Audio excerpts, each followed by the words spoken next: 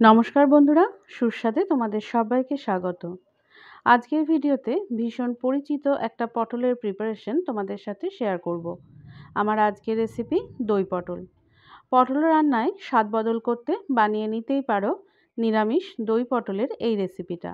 তাহলে চলো রেসিপিটা শুরু করে দিই। তো এখানে দেখো আমি পটল নিয়ে নিয়েছি, পটলের খোসাটা ছাড়িয়ে নিয়েছি। তো পটলের খোসাটা কিভাবে ছাড়িয়ে নিয়েছি সেটাই তোমাদের দেখিয়ে দিচ্ছি। অল্প করে খোসা রেখে দিতে হবে আর মাঝে অল্প করে খোসা ছাড়িয়ে নিতে হবে, আর পটলের দুটো দিক কেটে নিতে হবে। এভাবে পটলগুলো কেটে নিয়েছি, আর পটলগুলো কিন্তু গোটা গোটাই রাখতে হবে। পটলগুলো কেটে নেওয়ার পর ভালো করে ধুয়ে নিয়েছি। এখন এখানে কড়ার মধ্যে বেশ কিছুটা সর্ষের তেল গরম করে নিয়েছি, তারপর তেলটা পুরো কড়াটার মধ্যে ভালো করে ছড়িয়ে নিলাম। এখন এর মধ্যে সামান্য একটু হলুদ দিলাম, তারপর এর মধ্যে ধুয়ে রাখা পটলগুলো দিয়ে দিলাম। পটলটা দিয়ে প্রথম পর্যায়ে 2 থেকে 3 মিনিট মতো এটা ভেজে নেব। আর তেলের মধ্যে হলুদটা দিয়েছি কারণ তেলের মধ্যে হলুদ দিলে তোমরা যখন পটলগুলো তেলের মধ্যে দেবে, দেখবে গায়ের মধ্যে কোনোভাবেই কিন্তু তেলের ছিটে আসে না। যে কোনো রান্নায় তোমরা কিন্তু এই ট্রিক্সটা ব্যবহার করতেই পারো। তারপর পটলটা নুন দিয়ে আরও 4 থেকে 5 মিনিট মতো ভেজে নিলাম। পটলটা দেখো ঠিক এরকম হালকা বাদামি রং ধরা পর্যন্ত ভেজে নিতে হবে। সব দিকগুলো যাতে হালকা একটু বাদামি রং ধরে সেরকম চেষ্টা করতে হবে। তো পটলগুলো এখন আমার ভাজা হয়ে গেছে। এখন পটলগুলো আমি সবগুলোই তুলে নেব।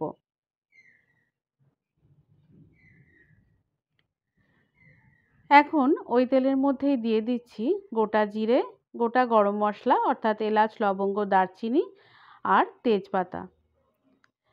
এই ফোড়নটা দেওয়ার পর এখন দিয়ে দিচ্ছি হিং। এখন এই সমস্তটা ভালো করে নাড়াচাড়া করে নেব 15 থেকে 20 সেকেন্ড মতো। বেশ একটা সুগন্ধ বের হওয়া পর্যন্ত এটা নেড়ে নিতে হবে। এবার তেলের মধ্যে দিয়ে দিচ্ছি টমেটো কুচি। টমেটোটা দিয়ে এটা নাড়াচাড়া করে নেব 2 থেকে 3 মিনিট মতো। টমেটোটা নাড়তে নাড়তে এদিকে আমি একটা মশলার মিশ্রণ তৈরি করে নেব। তার মধ্যে বাটির মধ্যে নিয়ে নিলাম দই। এখন এর মধ্যে দিয়ে দিচ্ছি হলুদের গুঁড়ো, ধনে গুঁড়ো, দিয়ে দিলাম কাশ্মীরি লঙ্কার গুঁড়ো, গোলমরিচের গুঁড়ো। এখন এর মধ্যে দিয়ে দিচ্ছি গোটা জিরে, আদা আর শুকনো লঙ্কার পেস্ট। এই তিনটেকে একসাথে নিয়ে আমি মিক্সিতে একটা মিহি পেস্ট বানিয়ে নিয়েছি। এখন এই সমস্ত মশলাগুলো ভালো করে মিশিয়ে নিলাম। এখন এই মশলাটা আমি কড়ার মধ্যে দিয়ে দিচ্ছি। টমেটোটা কিন্তু ততক্ষণে বেশ কিছুটা নরমও হয়ে গেছে, আর এই মশলাটা তৈরি করতে করতেই কিন্তু আমি টমেটোটা 2-1 বার নাড়াচাড়া করে নিয়েছি। তারপর এর মধ্যে সামান্য একটু মশলার বাটি ধোয়া জলটা দিলাম, খুব সামান্য পরিমাণেই দিতে হবে। এখন এটাকে ভালো করে নাড়াচাড়া করে নেব মিনিট 5 মতো লো টু মিডিয়াম ফ্লেমে। তো মিনিট 5 পর এখন কড়ার মধ্যে দিয়ে দিচ্ছি কাজু বাদামের পেস্ট। এই পেস্টটা দেওয়ার পর আবারও সমস্তটা ভালো করে কষে নেব। তো মোটামুটি 3 থেকে 4 মিনিট মতো এটা কষে নিতে হবে।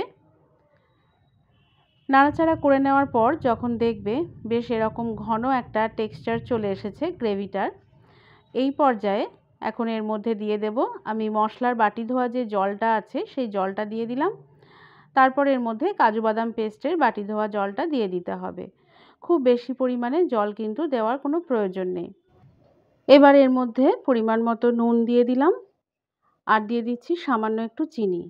এবার সমস্তটা নাড়াচাড়া করে এটাকে ফুটতে দেব। নুনটা একটু বুঝেই দিতে হবে, যেহেতু পটলটা ভাজার সময় আমি আগেই নুন দিয়েছি, তাই এই পর্যায়ে একটু বুঝে নুনটা দিতে হবে। গ্রেভিটা যখন ফুটে যাবে তখন আমি কড়ার মধ্যে ভেজে রাখা পটলগুলো দিয়ে দিলাম। পটলটা দিয়ে আবারও ভালো করে নাড়াচাড়া করে 5 থেকে 6 মিনিট মতো এটাকে ফুটিয়ে নিতে হবে। 5-6 মিনিট ফুটে যাওয়ার পর দেখো গ্রেভিটা কিন্তু বেশ ঘন হয়ে এসেছে। তো এই পর্যায়ে যখন গ্রেভিটা আসবে সেই পর্যায়ে গ্যাসের ফ্লেমটাকে বন্ধ করে দিতে হবে। এখন আমি দিয়ে দিচ্ছি গরম মশলার গুঁড়ো আর দিয়ে দিলাম ঘি। এই উপকরণ দুটো দিয়ে সমস্তটা ভালো করে মিশিয়ে নেব। তারপর এটাকে ঢাকা দিয়ে রেখে দিতে হবে মিনিট 10 মতো। মিনিট 10 পর এটা আমি গরম গরম ভাতের সাথে সার্ভ করব। তো বন্ধুরা, তৈরি হয়ে গেল আমাদের দুর্দান্ত স্বাদের নিরামিষ দই পটলের এই রেসিপিটা। আশা করি রেসিপিটা তোমাদের ভালো লেগেছে। ভালো লেগে থাকলে বাড়িতে একবার অবশ্যই ট্রাই করো। আর তার সাথে সাথে আমার চ্যানেলটিকে সাবস্ক্রাইব করে বেল আইকনটি ক্লিক করারও অনুরোধ জানালাম।